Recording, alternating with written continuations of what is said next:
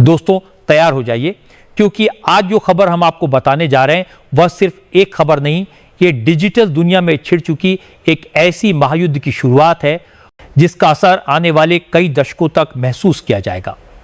ये वही खबर है जो वॉशिंगटन से लेकर दिल्ली तक, सिलिकॉन वैली से लेकर मुंबई के टेक पार्क्स तक हर जगह चर्चा का सबसे बड़ा मुद्दा बन चुकी है।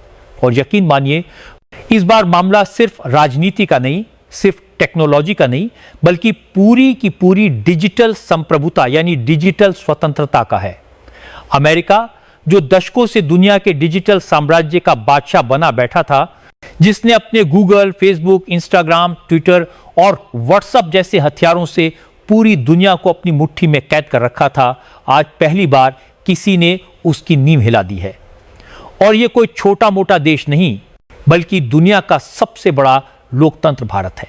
कहानी की शुरुआत होती है कुछ हफ्ते पहले, जब अमेरिका ने भारत के खिलाफ अपना अब तक का सबसे बड़ा आर्थिक हथियार चला, 50% तक का टैरिफ। अमेरिका को लगा कि यह कदम भारत की अर्थव्यवस्था पर सीधा दबाव डालेगा, भारतीय कंपनियां घुटने टेक देंगी और भारत सरकार उनके आगे झुक जाएगी। लेकिन दोस्तों, ये 21वीं सदी का भारत है जो झुकने के लिए नहीं, बल्कि पलटवार करने के लिए जाना जाता है।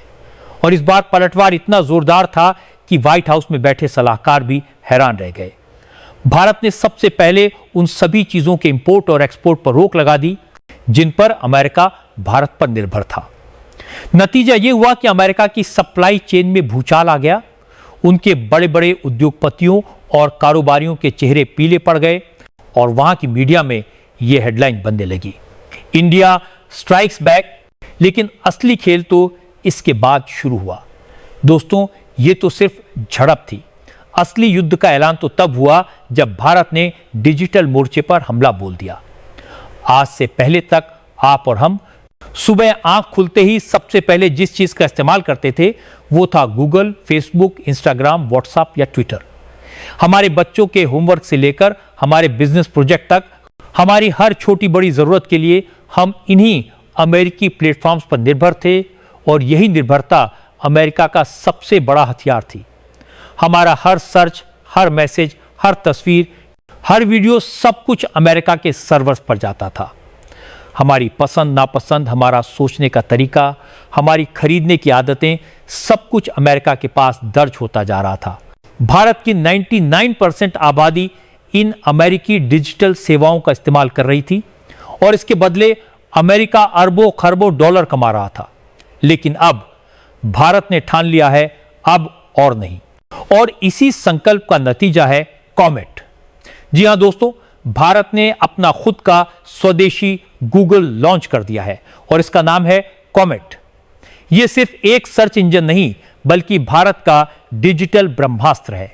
कॉमेट की ताकत का अंदाजा आप इस बात से लगा सकते हैं कि लॉन्च के पहले ही 24 घंटों में इसे दुनिया के 100 देशों में डाउनलोड किया गया और यह डाउनलोड रिकॉर्ड तोड़ गया।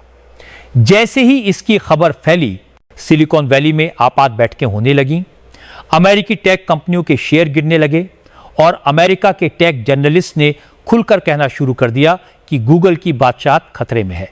कॉमेट में वो सारी खूबियां हैं जो किसी भी आधुनिक सर्च इंजन में होनी चाहिए, बल्कि उससे भी ज्यादा सबसे पहली और सबसे बड़ी बात, आपका डेटा अब भारत में रहेगा।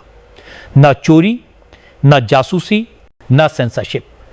जो कुछ आप कॉमेट पर सर्च करेंगे उसका रिकॉर्ड सिर्फ भारत के सर्वर पर होगा और उस तक पहुंच सिर्फ अधिकृत भारतीय अधिकारियों को ही होगी। दूसरी बड़ी खासियत, ये 23 से ज्यादा भारतीय भाषाओं में उपलब्ध है। अब इंटरनेट सिर्फ अंग्रेजी जानने वालों का अधिकार नहीं, बल्कि हर भारतीय अपनी भाषा में इसे इस्तेमाल कर सकेगा। तीसरी और सबसे खतरनाक ताकत, कॉमेट पूरी तरह एआई यानी आर्टिफिशियल इंटेलिजेंस से लैस है। यह आपकी पसंद नापसंद को सीखेगा, आपके लिए खुद से कंटेंट ढूंढेगा और आपको ऑडियो वीडियो के जरिए उसी भाषा में जवाब देगा जिसमें आप चाहेंगे। सोचिए, आप अपनी मातृभाषा में बोलकर कोई सवाल पूछते हैं और कॉमेट आपको उसी भाषा में जवाब दे देता है, वो भी सिर्फ टेक्स्ट नहीं, बल्कि ऑडियो और वीडियो में। यह सुविधा आज तक गूगल भी इस स्तर पर नहीं दे पाया है। और तो और कॉमेट आपकी इंटरनेट डेटा खपत को भी कम करेगा, यानी आपका 1 GB डेटा पहले से ज्यादा चलेगा, जिससे गरीब से गरीब यूजर भी लंबे समय तक इंटरनेट का फायदा उठा सकेगा। यह कदम सिर्फ तकनीकी नहीं बल्कि कूटनीतिक भी है। ऐसा कदम पहले चीन ने उठाया था जब उसने गूगल, यूट्यूब और फेसबुक को अपने देश में बैन कर दिया और अपने प्लेटफॉर्म्स लॉन्च किए।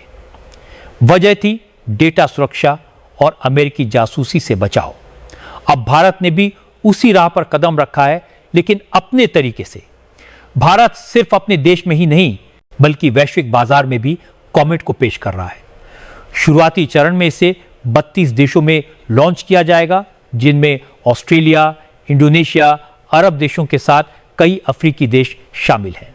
अमेरिका पर इसका आर्थिक असर भी बहुत बड़ा होगा। गूगल, इंस्टाग्राम, व्हाट्सएप और ट्विटर के सबसे ज्यादा यूजर भारत में हैं। अगर भारत एक दिन के लिए भी इन सेवाओं को बंद कर दे तो अमेरिका को अरबों डॉलर का नुकसान होगा, और अगर कॉमेट ने इनकी जगह ले ली तो यह नुकसान रोज का हो जाएगा।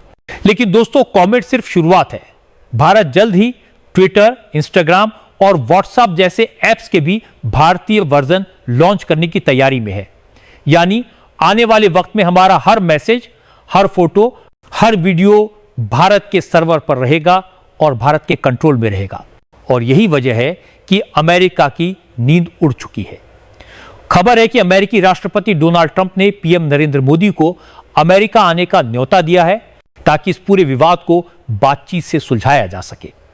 लेकिन असली सवाल यह है, जब भारत इस समय डिजिटल मोर्चे पर जीत की स्थिति में है तो क्या उसे नेगोशिएशन में जाना चाहिए या फिर इस मौके का फायदा उठाकर अपनी डिजिटल आजादी को पूरी तरह स्थापित करना चाहिए?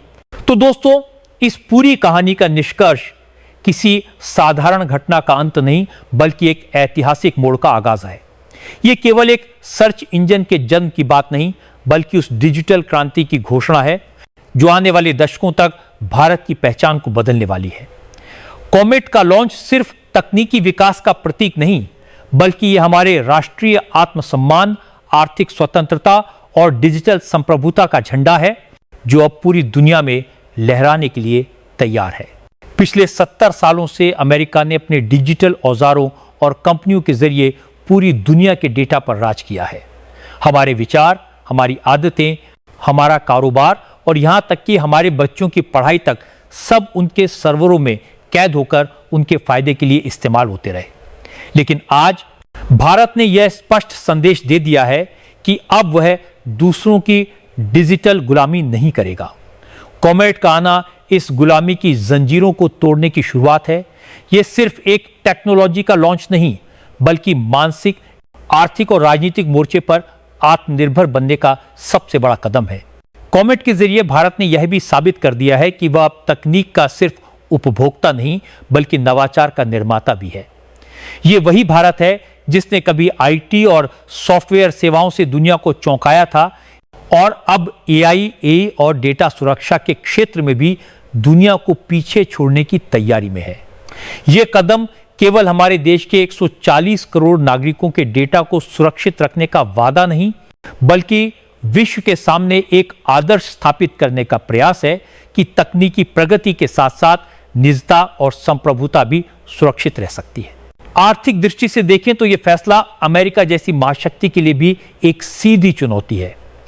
भारत का बाजार दुनिया के सबसे बड़े इंटरनेट यूजर बेस के रूप में पहचाना जाता है। अगर यह बाजार अमेरिकी प्लेटफॉर्म से हटकर भारतीय प्लेटफॉर्म्स पर आ जाता है तो न सिर्फ अरबों डॉलर की धनराशि यही देश में घूमेगी बल्कि लाखों युवाओं के लिए नए रोजगार और स्टार्टअप के अवसर भी पैदा होंगे। यह डिजिटल आत्मनिर्भरता हमारे व्यापार संतुलन को मजबूत करेगी और विदेशी निर्भरता को कम करेगी। कूटनीतिक दृष्टि से भी यह एक मास्टर स्ट्रोक है। अमेरिका जैसे देश जो अब तक डेटा और तकनीक के जरिए दबाव बनाते थे, अब भारत के साथ बराबरी से बातचीत करने पर मजबूर होंगे। आने वाले समय में कॉमेट सिर्फ भारत में ही नहीं बल्कि दर्जनों देशों में अपना पैर पसारेगा, जिससे भारत वैश्विक डिजिटल मानचित्र पर एक नई शक्ति के रूप में उभरेगा। और सबसे महत्वपूर्ण बात, यह कदम एक पीढ़ीगत बदलाव का प्रतीक है।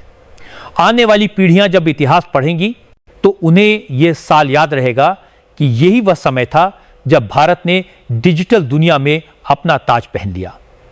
वे कहेंगे कि जिस तरह 1947 में हमने राजनीतिक आजादी पाई थी, वैसे ही 2025 में हमने डिजिटल आजादी पाई और इस आजादी का नाम है कॉमेट।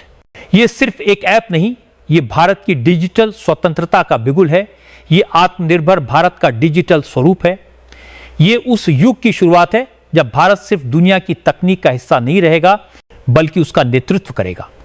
कॉमेट आने वाले कल का वह सूरज है जिसकी किरणें दुनिया भर के देशों को प्रेरणा देंगी कि तकनीक की असली ताकत अपने देश और अपने लोगों के हित में इस्तेमाल की जाए। और यही कारण है कि आज हम गर्व से कह सकते हैं, भारत अब डिजिटल गुलामी से मुक्त है और इस आजादी की गूंज आने की वाली सदियों तक सुनाई देगी।